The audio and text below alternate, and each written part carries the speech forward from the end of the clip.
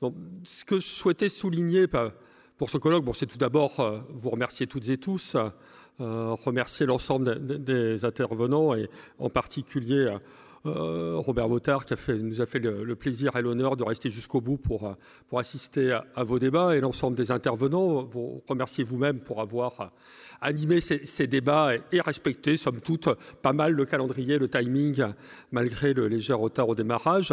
Et vous remerciez toutes et tous dans la salle pour la qualité du débat, des questions et des échanges que ça a permis entre nous. Et remercier bien entendu l'ensemble des services de l'Agence de l'eau qui ont préparé ce colloque pour que ça puisse nourrir la réflexion de tout un chacun de la manière la plus pertinente possible.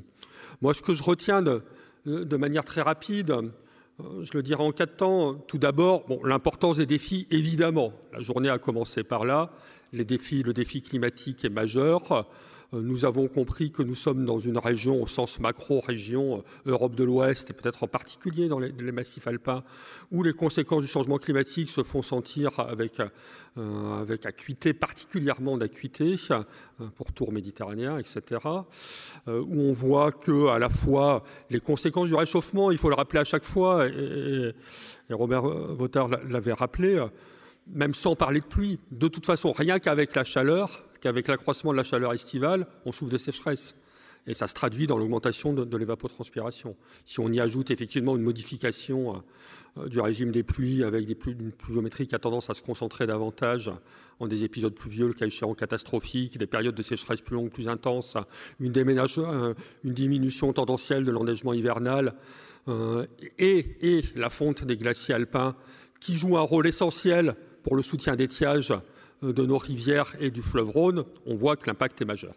Donc l'importance des défis est tout à fait considérable dans un bassin comme Rhône-Méditerranée. Le niveau bassin, justement, Rhône-Méditerranée, donc deuxième temps, se mobilise pour apporter des éléments de situation, de solution et pour apporter son appui. C'est à la fois le plan de bassin d'adaptation au changement climatique, le PBACC, qui a été rapidement, dans les grandes lignes, ont été présentés par Hélène Michaud tout à l'heure, qui devrait être adopté définitivement par le comité de bassin à la fin de cette année, dont le but est à la fois de fournir une boîte à outils actualisée, la plus pragmatique, la plus opérationnelle possible aux différents territoires pour s'adapter au changement climatique, mais de leur offrir aussi une photo, une cartographie de la vulnérabilité de ces territoires en s'appuyant sur les derniers éléments de la connaissance, en s'appuyant sur Explore 2 pour pouvoir cartographier sur les grands enjeux au changement climatique, sur la disponibilité de la ressource, sur la sécheresse des sols, sur les aspects écologiques, sur les aspects de pollution, sur les aspects de risques naturels, pour offrir donc sur ces différents enjeux au territoire un miroir. Voilà, votre territoire actuellement, il est plus ou moins vulnérables au changement climatique, ils veulent devenir de plus en plus, mais pas de la même manière selon les territoires dans le contexte, dans ce qui va se passer dans les 30 prochaines années. Donc en fonction de ça, ça donne une cartographie de la vulnérabilité des territoires. Donc, PBACC, boîte à outils et miroir tendu aux territoires pour les aider à prendre les décisions les plus pertinentes et à définir les bonnes priorités pour l'action. Et en accompagnement, le futur 12e programme d'intervention de l'Agence de l'eau. Le programme actuel était déjà très focalisé sur le changement climatique, ça a été dit dans les propos introductifs.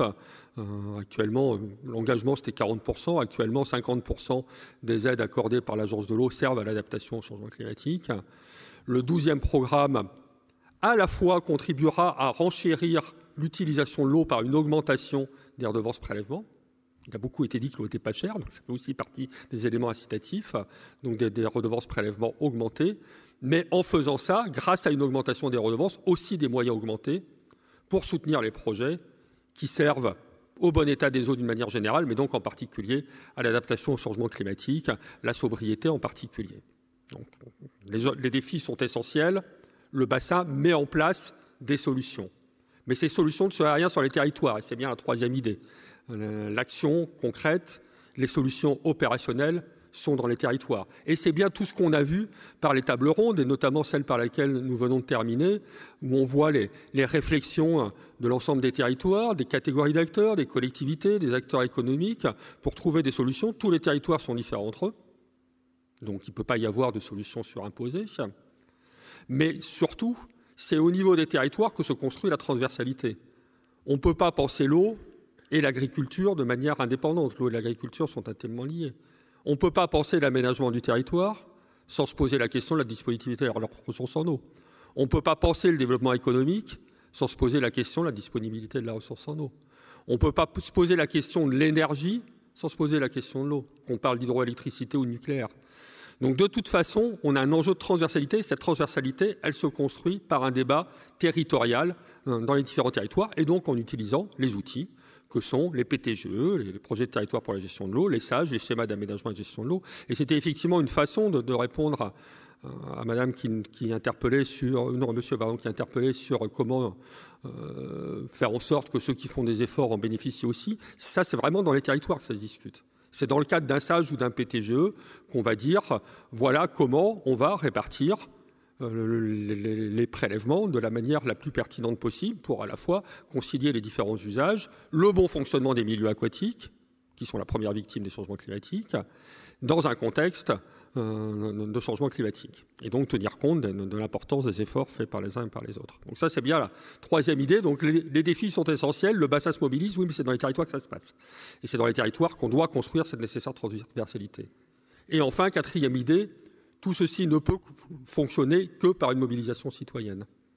Et la mobilisation citoyenne, ça ne se décrète pas, ça se construit. Donc ça se construit au niveau de chaque territoire en réussissant à associer la population à la co-construction des projets liés à l'eau, à l'adaptation au changement climatique.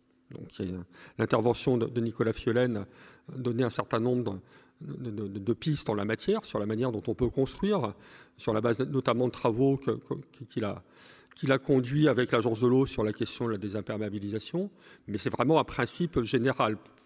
Parce que personne ne peut dire qu'il n'est pas concerné, parce que personne ne peut dire qu'il n'y ait pas d'efforts à faire, tout le monde a des efforts à faire, mais parce qu'on a bien compris qu'on ne pouvait pas se contenter de l'incantation à faire mieux, à changer. Le propos incantatoire, faites quelque chose, ne fonctionne pas. Il faut bien construire sur chacun des territoires la contribution que chacun pourra faire à des démarches collectives. Et pour ça, il y a des moyens, il y a des ressorts, il y a des démarches, mais c'est vraiment une dynamique de tous les instants. Donc voilà ce que moi j'ai retenu personnellement de ce colloque. J'espère que vous toutes et tous en auront également retenu des éléments inspirants, vous motiveront pour contribuer à ensemble essayer d'avancer vers le bon état des eaux d'une manière générale et l'adaptation au changement climatique. Et puis en ce qui me concerne, effectivement, à la section milieu, ressources et risques, on est vraiment en plein dans ces sujets-là.